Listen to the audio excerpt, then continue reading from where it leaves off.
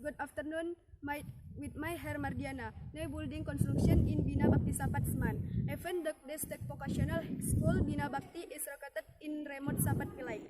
But this hall is to attract the attention of many people every year. The school receives many students.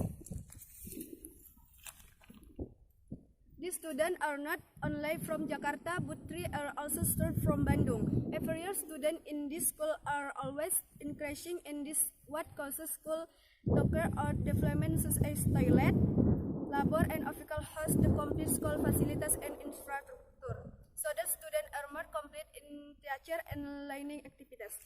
Boys and girls, dormitory are called.